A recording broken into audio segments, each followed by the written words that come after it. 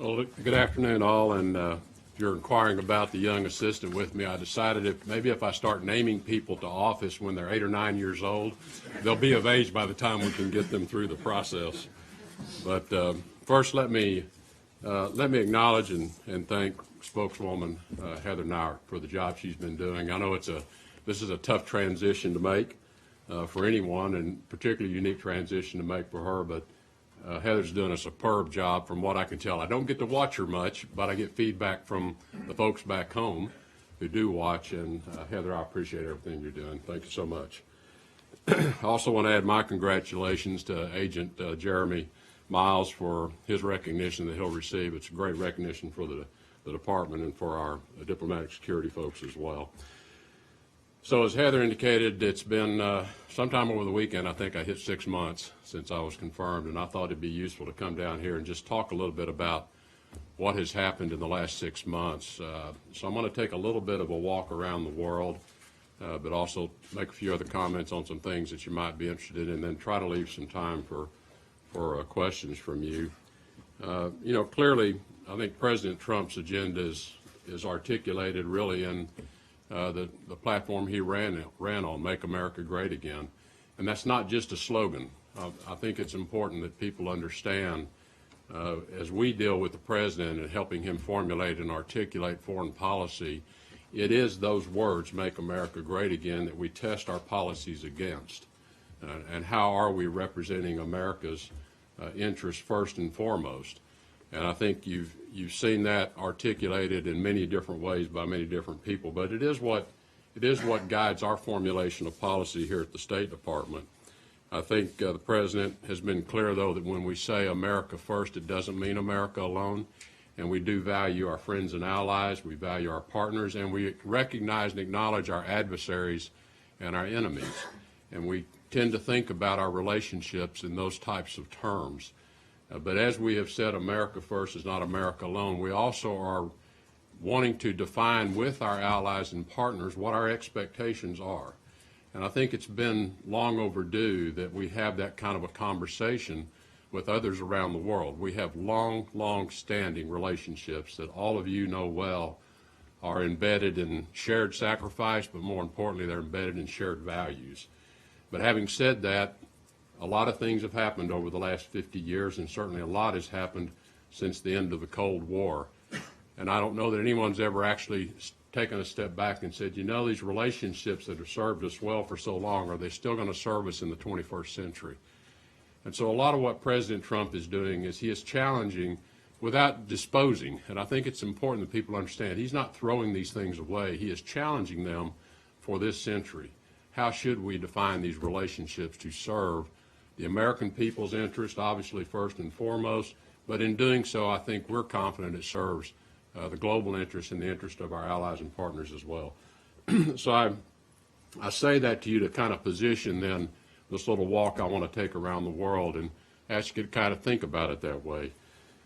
As we came into office, we walked into a number of situations of conflict and threats around the world. And our assessment of the situation required us to make some pretty significant pivots in a different direction than our predecessors were taking.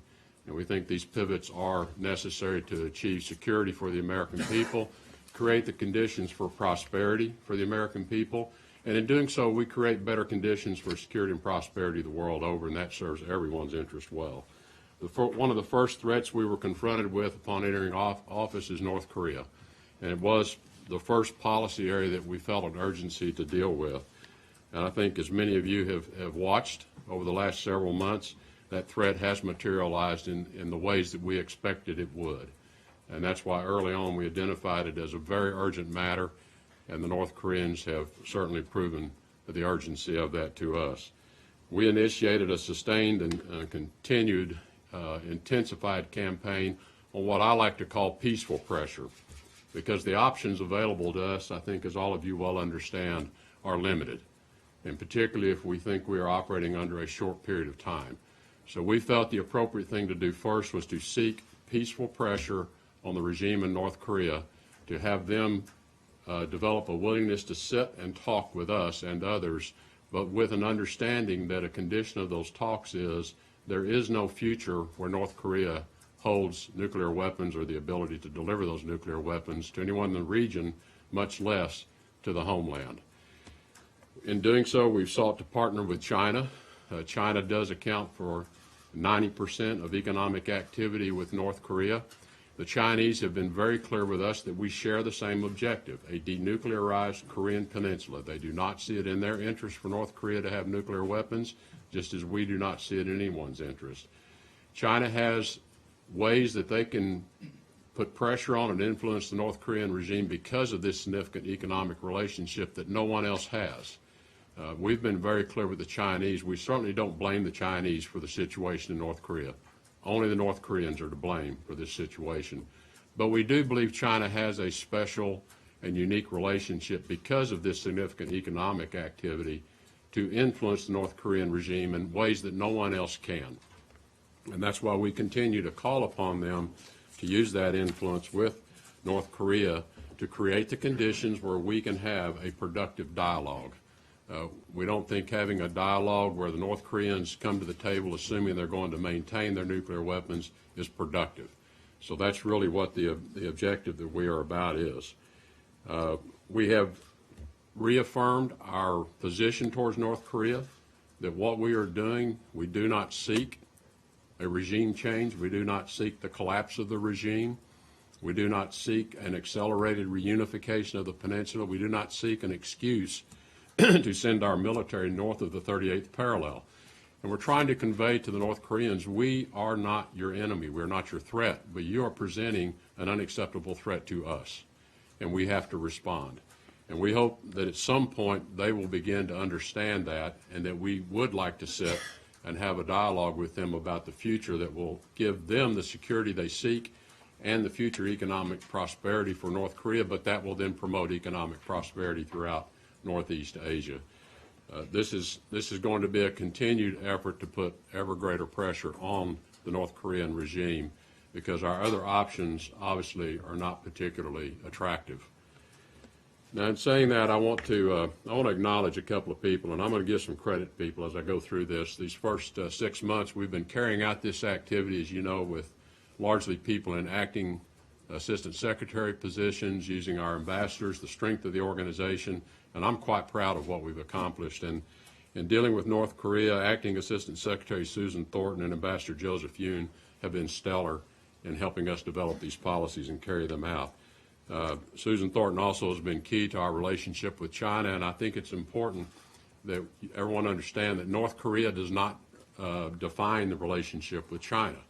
Our relationship with China obviously is much broader, and if you go back to the summit in Mar-a-Lago between President Trump and President Xi, much of that summit was a discussion about what should the relationship between the U.S. and China be. It has been defined since the opening of China with the historic Nixon visit, the adoption of the One China policy, the three documents and agreements, and that has given us a long period of no conflict between China and the U.S., creating conditions for enormous economic growth and prosperity in China, which the U.S. and the rest of the world has seen benefits from as well.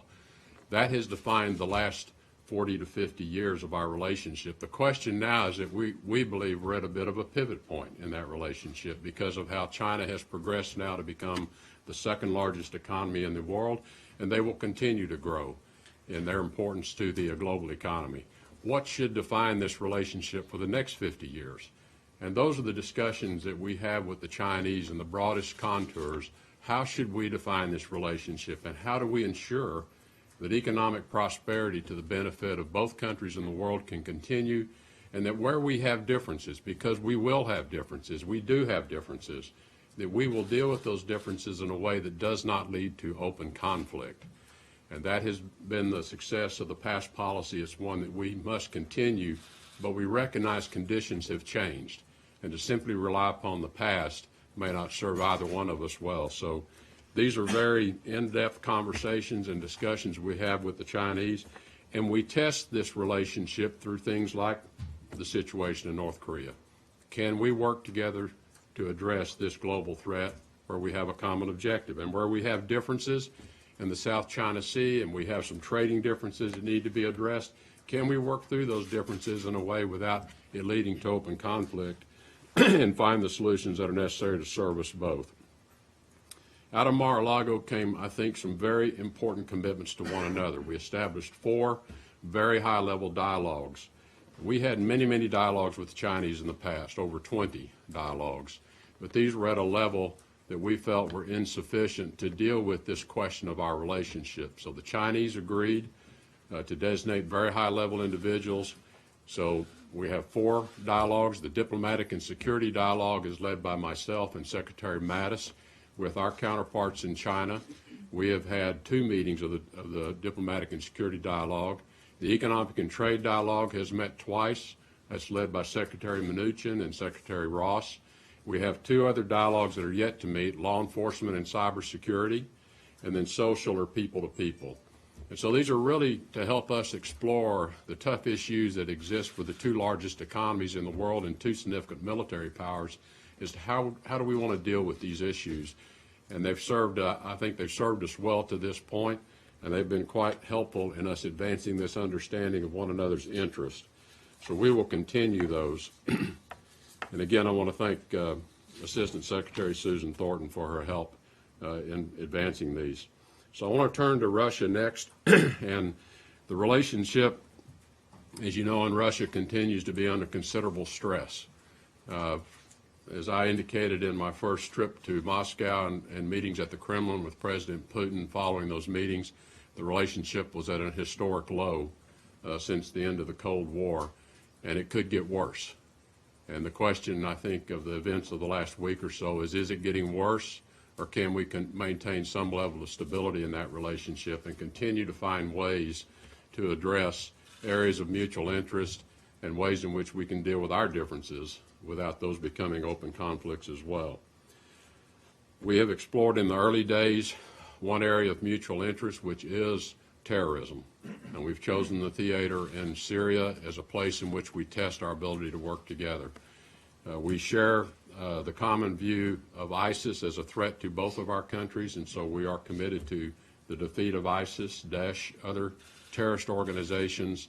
And then we are committed to the stability of Syria following the battle to defeat ISIS. Clearly, Russia has aligned itself early on in the conflict with the Syrian regime and Bashar al-Assad, which we find to be unacceptable. So we're working with Russia through how do we achieve the end state, which is a unified Syria, not divided, but a Syria that has the opportunity for the Syrian people to put in place a new constitution, have free and fair elections, and select a new leadership. And it continues to be our view that the Assad regime has no role in the future governing of Syria. The sequencing of all of that, we're open to, as long as that's what is achieved at the end.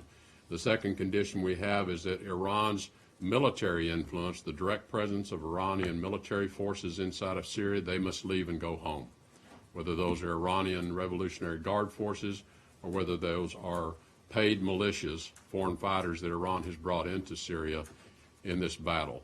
Those are our 2 end-state conditions, and those are shared by many of our coalition partners the world over. So we're working with the Russians. We've achieved one small measure of success by working in concert with Jordan to create a de-escalation zone, a zone of ceasefire in the southwest part of Syria, which thus far is holding. I think the achievement out of this is civilians are not getting killed, and that was our objective, is to stop the massive bombing attacks and the artillery attacks that have led to so many civilian deaths. It is our hope that this first zone of deconfliction will hold with the Russians' assistance and the Russians delivering on their commitments, and that we can find ways to replicate this in other areas, in particular in the northern part of Syria, as we continue to liberate areas from ISIS. In the Ukraine, we have been very consistent in our messages to Russia that the Minsk Accords must be achieved, they must be implemented, otherwise nothing can be done about the sanction situation in Ukraine. As you're aware, we've appointed a special representative to Ukraine, former ambassador to NATO, Kurt Volker. Kurt's a very experienced ambassador, diplomat to the area. He knows the area well. He knows Russia well. He certainly knows our partners well. And he's very clear-eyed about his mission to see if we cannot engage to move the process in Ukraine forward. It has been stalled, as you know, for quite some time. This announcement has been welcomed both by the Russians and it's been welcomed by the Normandy group that has been engaged with Russia in an effort to move these discussions forward. So we are hopeful we can make some progress in beginning to move the situation in Ukraine to a place of engagement and movement towards achieving a true ceasefire, because the outbreak in violence this year has been just heartbreaking to watch in East Ukraine. We're going to continue to uphold our commitment to the transatlantic relationship, and the President's been quite clear on our commitment to NATO. He's been quite clear on his expectations of others in NATO, and I think all of that, again, very appropriately so. We have affirmed the commitment to Article 5. Unquestionably, that should not be an issue in anyone's minds any longer. In working with Russia and the difficult issues there, I want to acknowledge Brian Hook, who is my Director of Policy Planning, has worked with his team to give us a number of options. Importantly, two important ambassadors in the region, John Teft, who is our ambassador in Moscow, dealing with a very tough situation right now, but also our ambassador in the Ukraine, Maria Yovanovitch. She's doing an outstanding job working with President Poroshenko to continue to help the government in Ukraine strengthen its own governing standards, continue to make progress on the anti-corruption campaign, and strengthen their own justice system, which we think is important to their stability going forward. So I want to turn to the Middle East and, again, the destruction of radical Islamist terrorism in the form of ISIS or Daesh, but also in the form of Al-Qaeda and the many other names that all of you know. The coalition's integrated civilian and military efforts, I think, have achieved remarkable success since President Trump came into office. He made some very significant shifts in military authorities to put battlefield command decisions closer to the fight, and I think the results are quite evident. More than 70% of Iraqi territory that was once held by ISIS has been liberated and recovered. ISIS has been unable to retake any territory that has been liberated, and almost 2 million Iraqis have returned home. And this is really the measure of success, I think, is when conditions are such that people feel like they can return to their homes. The liberation of Mosul has really broken an ISIS stronghold, as you all know, in Iraq. It would not have been possible without the strong cooperation of the Iraqi government. And these battles have been fought by the Iraqi military and their soldiers, with our advisors helping them. The State Department's role in this has been to follow very quickly as areas are liberated with humanitarian assistance and with efforts at stabilization. So that means securing areas so people feel safe to go home, securing them with local law enforcement, faces they recognize are wearing the police uniforms in their communities, bringing back into the community the previous local leaders who fled when ISIS came in, restoring fundamental needs to the community: power, water, sewage. That's where we stop. We get the essentials in place. We're not there to rebuild their communities. That's for them to do. And that's for the international community to marshal the resources to allow them to do that. And we liberate the areas, we secure the areas, we restore essential needs so people can begin to move back in, and we consider our task at that point, our mission's largely been achieved. Similarly, over in Syria, we're assisting with the liberation of Raqqa, which is moving at a faster pace than we originally anticipated. However, all of us, I think, are clear-eyed and understand that even there, that battle will hit a core resistance, and it'll be a very tough fight to ultimately liberate all of Raqqa. But again, we're taking the same approach. We've pre-staged humanitarian assistance. We've pre-staged equipment so that as areas are liberated, people can immediately begin to move back in and retake their community and rebuild their lives. So we will replicate the success we've had in Mosul and Raqqa as we've done in other communities as well. We've accomplished a lot of this through this grand coalition to defeat ISIS that was convened. It's now consists of 68 countries and 5 international agencies. We convened that coalition here in March to lay out this plan of how we wanted to attack the liberation areas as those areas are freed up. We were able to raise more than $2 billion of commitments from the coalition. That money has shown up as we need it. We are not resource limited in these efforts that I described to you. So We basically have raised $3 for every one that we've put in of the U.S.'s money.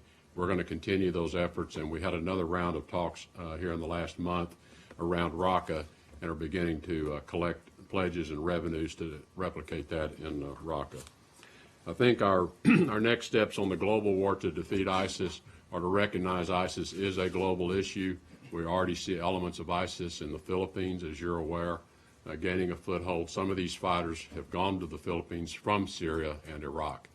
We are in conversations with the Philippine government, with Indonesia, with Malaysia, with Singapore, with Australia, as partners to recognize this threat, try to get ahead of this threat, and help them with training their own law enforcement capabilities, sharing of intelligence, and provide them wherewithal to anticipate what may be coming their direction.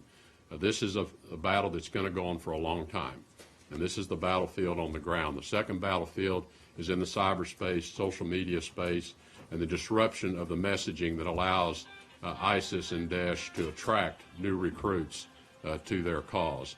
So this is also a fight that will go on for months and years ahead.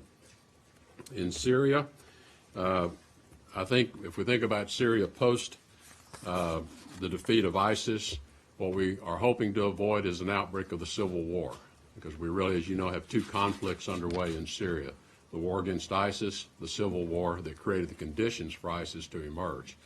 Again, we're working closely with Russia and other parties to see if we can agree a path forward on how to stabilize Syria in the post-ISIS world, create zones of stabilization and lines of deconfliction that will hold, and then create conditions for the political process to play out in Geneva. We still support the Geneva process as a means of engaging the parties on the future of Syria's governance. A lot of work ahead of us, and we don't have the conditions yet in place to achieve that. But we are going to work with others, the neighbors in the region, as well as those stakeholders in Syria, to see if we cannot create those conditions that will lead to talks in Geneva and elsewhere to put in place a longer-term solution for Syria. And again, I think in this region of the world, I want to recognize Ambassador John Bass in Turkey. Turkey has a big role to play in this. As you know, our relationship with Turkey is a bit under stress as well, and Ambassador Bass has been most helpful and remarkable in how he's led our efforts there in Ankara. Also want to acknowledge Brett McGurk, Special Envoy to the war against ISIS, and his assistant, number 2, Terry Wolf. They are the people on the ground in Syria, near the fight, checking to see if this aid is showing up the way it's supposed to, and are we meeting our commitments to restore some of the basic needs of the communities.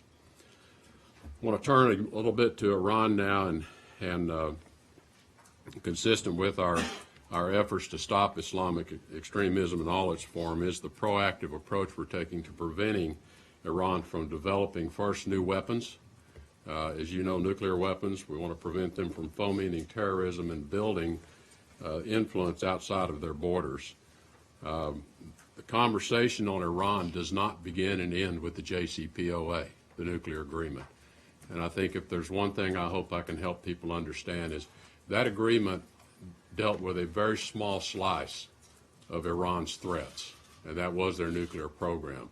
And one of the unfortunate outcomes of the intensive effort to put that agreement in place is that agreement was put in place almost to the detriment and ignoring all of other Iran's destabilizing activities in the region, whether it be their ongoing ballistic missile programs, their export of terrorism, their export of instability in Yemen, their export of foreign fighters into Iraq and Syria.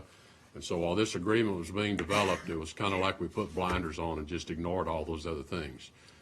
We come onto the scene and we said, you know, that agreement doesn't speak to a lot of the problems we have with Iran. So I don't want people to think that's what defines either the relationship or the policy with Iran is the JCPOA. Iran continues these efforts. They are persistent in their efforts to exert their influence across the Middle East, and it is our intent, working with our allies in the region, to push back on Iran's expansionist efforts to destabilize areas, particularly Yemen, Iraq, Syria, but we also see them in the theaters of Afghanistan.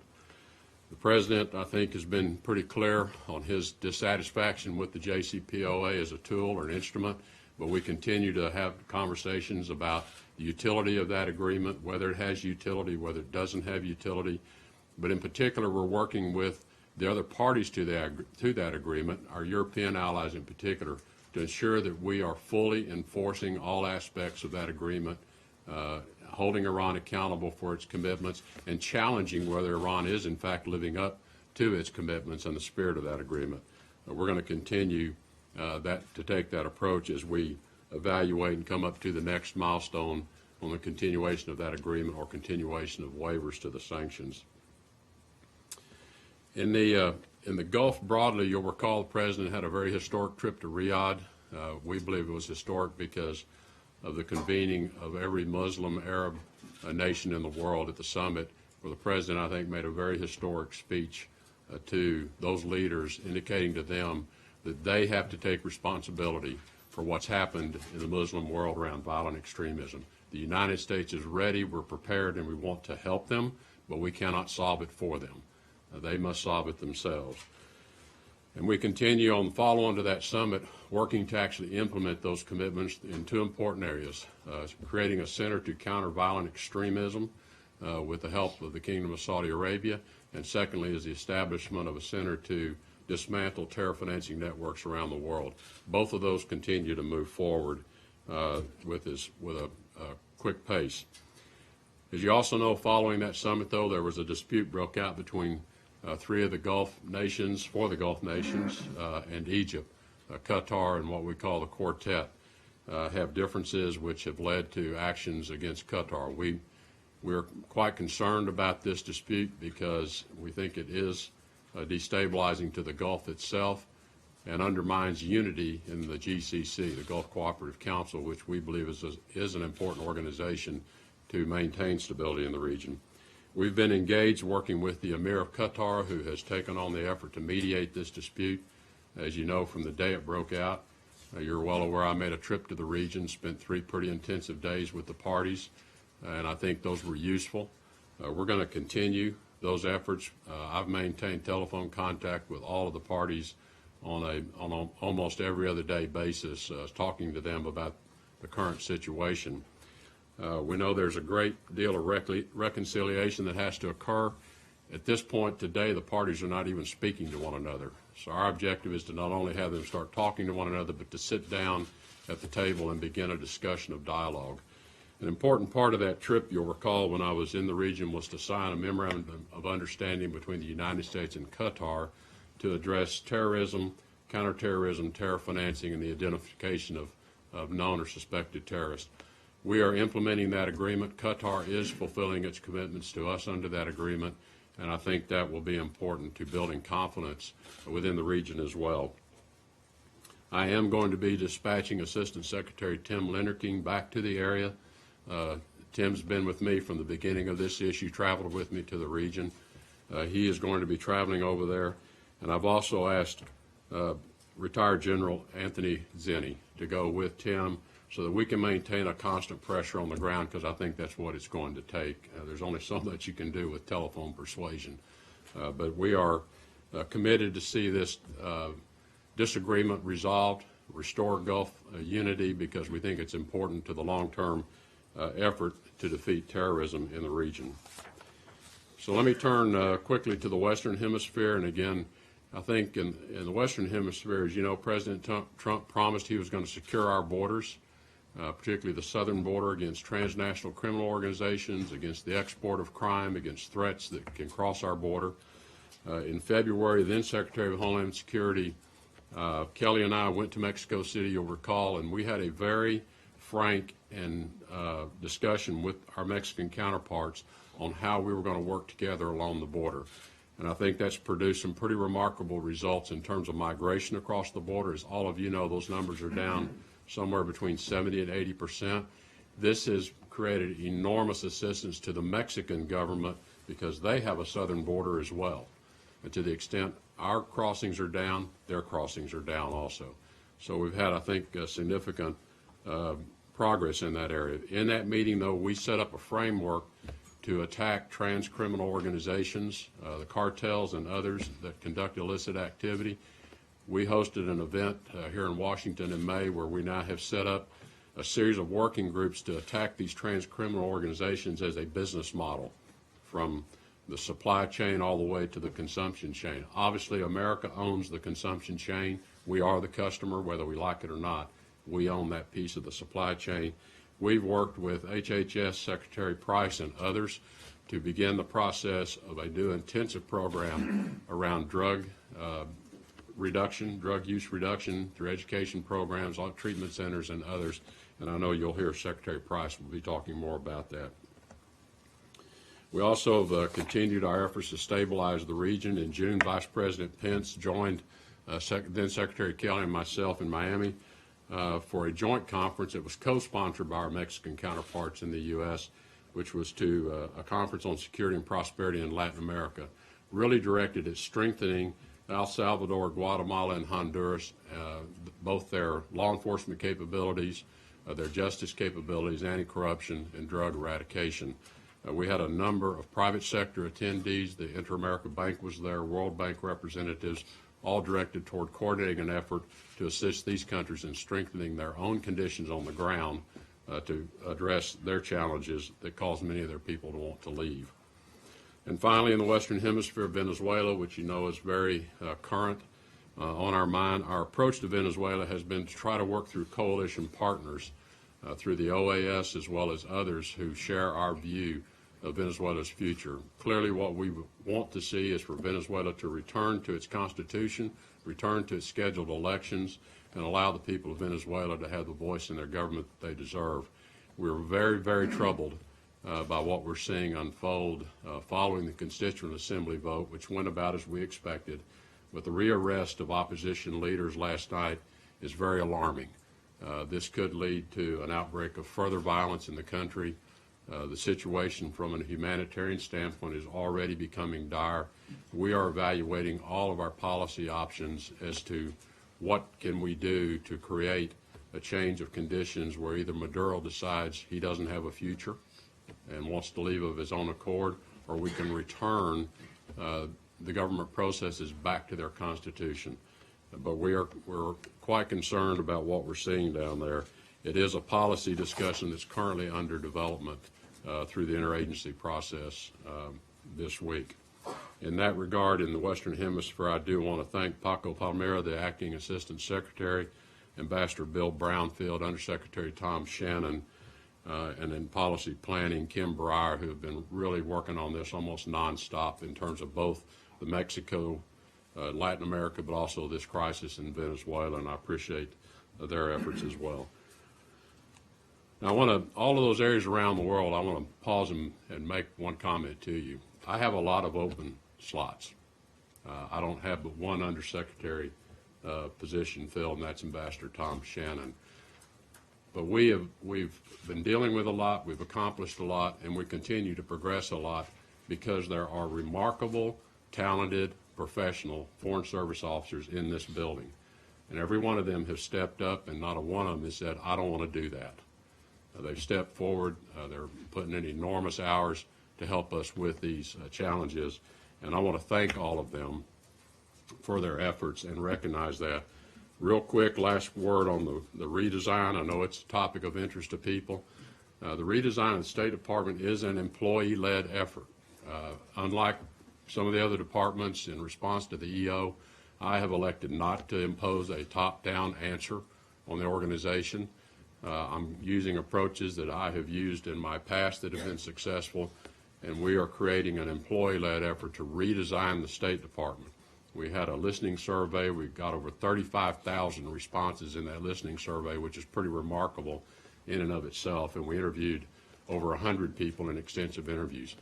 What they are telling us is going to guide the answers.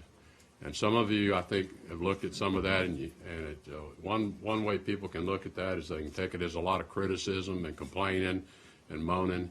And when I look at that information and what they're saying to me, I hear them saying, help, help, please help us fix this. They are frustrated. They know that there are ways they could be working better. They want someone to help them achieve that. So we're going to let them tell us what they need. And my commitment to them is if it takes a legislative change, it takes an appropriation change, I can't promise you I'll get it, but I'll darn sure go to bat for you and see what we can do to make your lives more productive, more efficient, and more rewarding. And I know that these people in this department are dedicated like no other Americans to their mission. This is the most patriotic group of people I have ever had the pleasure of working with. I'm proud of every one of them, and I look forward to helping them put in place the organization that's going to serve their needs.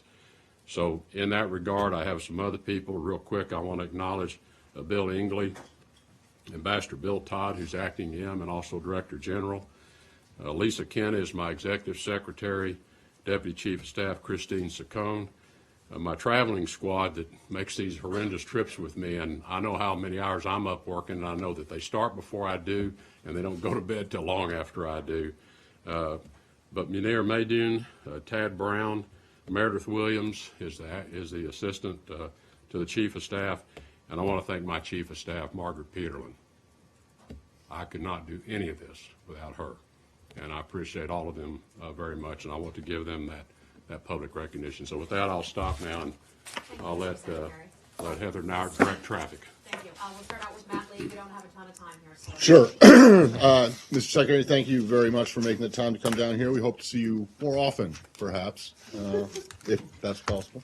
I have a lot of questions, but I'll stake on one, and that is to drill down into the Russia situation, which you mentioned earlier. I presume that you still expect the president to sign the new legislation and sign it shortly, as Vice President Pence said earlier today. Do you still believe that the passage, the overwhelming votes in Congress to pass that, was a sign that the American people want Russia to take steps to improve the relationship? And if you do, the President Putin seemed to have slapped the country back in the face with the expulsion of the 755. Where do you go from here? Is the Shannon-Ryabkov channel still viable? And can the U.S. function diplomatically in Russia with that limited number of people there? Well, my view is that the vote does represent the American people because it was made by their representatives in the Congress. And I think, I think the American people want the two most powerful nuclear nations in the world to have a better relationship. I don't think the American people want us to have a bad relationship with a huge nuclear power. But I think they are frustrated. And I think a lot of this reflects the frustration that we've not seen the kind of improvement in the relationship with Russia that all of us would like to see. In our early conversations with the Russians right after we took office, we were very clear with them that we want to work with you, but you are going to have to take some steps to address some of these concerns yourself.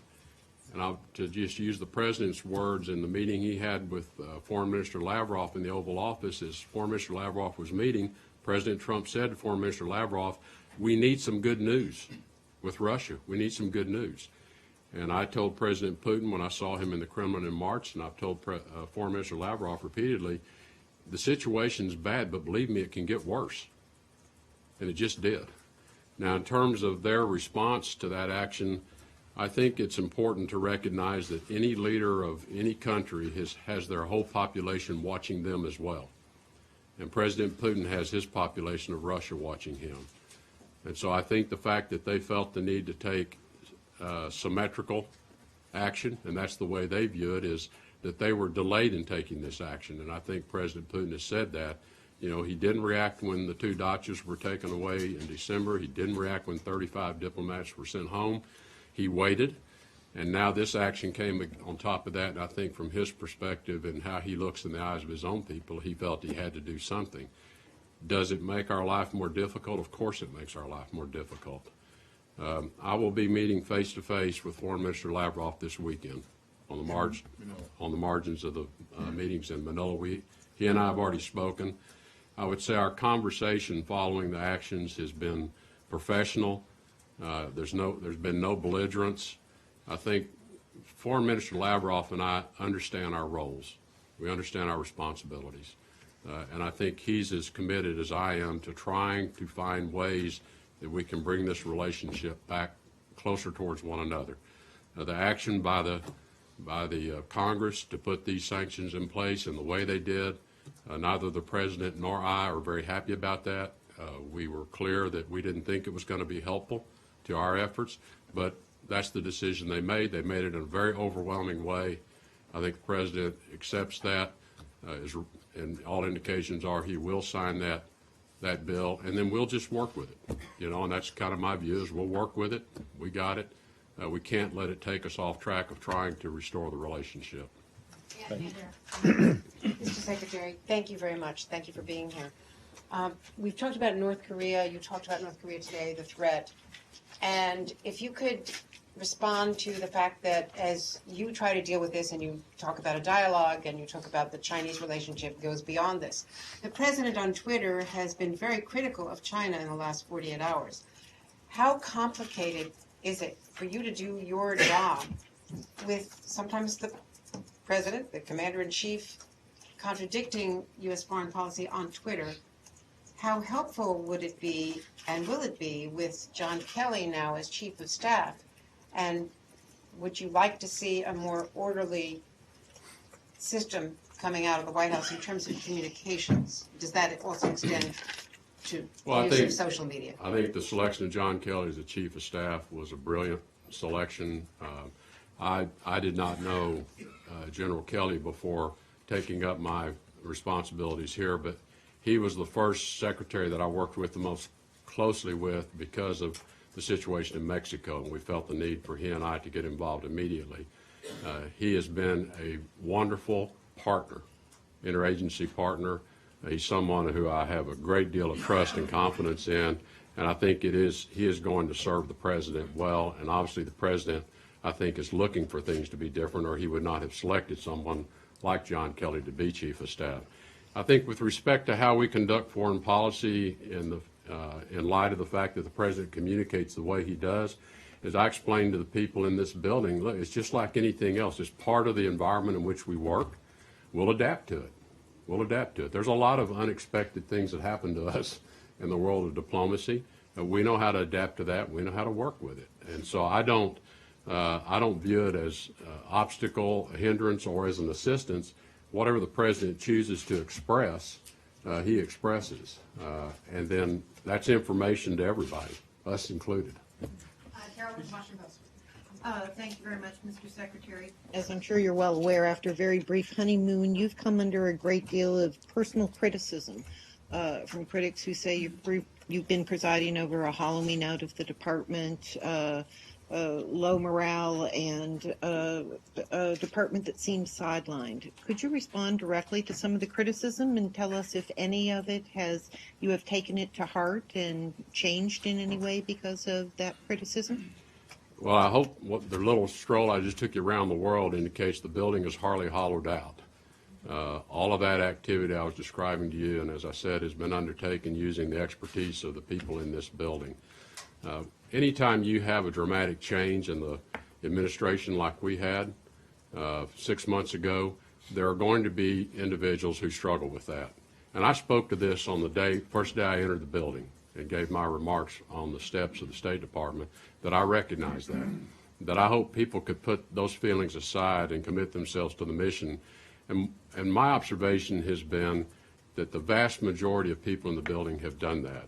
Has everyone done it? No. Some people are still struggling to get over that. And those are the voices that generally are heard. I have a very active engagement with people in the building. I meet up to 3 times a week with the undersecretaries, the assistant secretaries. I do lunches with foreign service officers once a month. I do town halls. So I'm listening to people and getting a sense of how they are feeling about things. And the people that I'm coming into contact with are excited about the redesign. They're excited about hopefully getting some assistance on some areas that have troubled them for a long time. And I think they're beginning to understand that, the mission of the State Department is to lead America's foreign policy, create conditions for a better, more secure U.S., more prosperous U.S., and we do that at home, we do it abroad. That mission doesn't change. The policy that we are leading is dictated by the President of the United States, who was selected by the American people. So we're working on behalf of the American people who selected this president to carry out his foreign policies, and then all of the professionalism and the skill that people have in this building to do that, they dedicate themselves to doing that. And My experience is that that's where people are. The ones I work with, they are very dedicated to that. Have I encountered some people along the way that didn't want to do that, couldn't do that? Yes. And we have given them permission to go do something else. And I say that not in a pejorative way, but we have had individuals who did not want to serve in a certain role, and I said, fine, find something else for them to do. I don't want to force anybody into a position they're not committed to. So we have these conversations with people. Yes, I think it is to be expected that we will go through some morale issues early on. I hope as the redesign goes forward and people become more engaged in that, that there's going to be an uptick in that. I'm mindful of it. I pay attention to it. I cannot change what we're doing from a policy standpoint if that's what's behind people's unhappiness. Rich, that's in Fox News.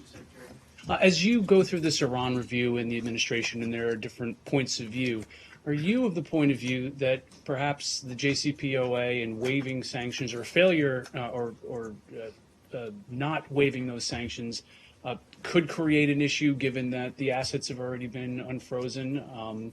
Coordinating with European allies potentially being a problem to try to get them to impose sanctions? And is there an avenue where the administration might seek stricter enforcement of that agreement? Well, I think the unfortunate aspect of the agreement is that a lot of the benefits to Iran for signing the agreement were up front. I mean, they kind of got the immediate payoff with the release of a lot of cash to them. They got the immediate lifting of the sanctions before they ever had to deliver on anything. And I think that's the frustrating part of this agreement, is there are limited levers available to us if we're unhappy with what they're doing, other than to say we're not going to waive sanctions going forward. It is important, in my view, that we coordinate as much as we can with our European allies and with Russia and China, who are signatories as well, because the greatest pressure we can put to bear on Iran to change behavior is a collective pressure. We are in discussions with, in particular, our European allies about their view of how Iran is doing under the agreement. They have generally acknowledged that in the past, the administration in the U.S. in the past did not lean into Iran very hard. They didn't demand very much of them under the agreement. And in fact, they want to do the same. So we are getting good agreement from them on leaning into Iran. Again, how the agreement serves our purpose going forward, it's kind of every 90 days we get to ask ourselves that question.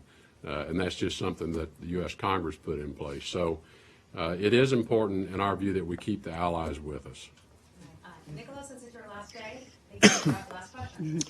Thank you. A follow-up. Thank you, Mr. Secretary, for this opportunity, and thank you to the Department of State for these 5 terrific years. I think it's very important for international readership to be able to explain the complexity of the U.S. foreign policy. Just to follow up on Iran's question, are you personally in favor of maintaining the U.S. commitment to the JCPOA, and what would you respond? What would you say to elements of this administration, and especially the White House, who would be tempted to pull the U.S. out of the agreement? And maybe just a more personal question: 3 weeks ago, when you came back from the Gulf, you had a very telling and frank conversation with our colleagues. Could you describe your relationship with the president, and do you enjoy the job you have been doing for 6 months? Thank you. With respect to the JCPOA, I view it's an agreement.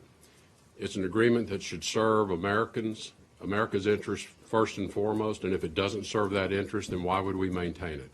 Now, we have to hold the other side accountable. And I think if you read the full context of the JCPOA, it is about nuclear programs, but there's another part of that agreement that talks about the fact that with this agreement, Iran will become a good neighbor. Now, I'm paraphrasing a lot of language. They'll become a good neighbor, that Iran is called upon to no longer develop its ballistic missiles. There's a lot of things that people expected would happen in agreeing to this arrangement on the nuclear program, including all the benefits that Iran would get up front. From our perspective, and that's why I say the JCPOA represents a small slice of the Iranian relationship and our view of it. And I think the general view, and I would say it's not just ours, but the view of many others is Iran has not been a good neighbor in the region. It has not stopped its ballistic missile program. And so the spirit of the agreement has been violated. Now, how do we want to translate that into what does that mean if we say the spirit of the agreement has been violated? Do we want to tear it up and walk away? Do we want to make the point to Iran that we expect you to get back in line with the spirit of the agreement and we're going to stay here and hold you accountable to it? I think there are a lot of alternative means with which we use the agreement to advance our policies in the relationship with Iran. And that's what the conversation generally is around with the president as well, is what are all those options. With respect to my relationship with the president, it's good. The president has repeatedly expressed his confidence in me. We have a good relationship. I talk to him just about every day. I see him several times a week. He calls me late at night on the weekends when something comes into his head and he wants to talk. He may call me at any moment, at any time. But it is a very open relationship, and it's one in which I feel quite comfortable telling him my views. And he and I have differences of views on things like JCPOA and how we should use it. We have differences but I think if we're not having those differences, I'm not sure I'm serving him. And so I would tell you the relationship between the president and myself is good. That's how I view it anyway. Everyone, thank you so much. Secretary has some Thank you. Thank you. Come back more often?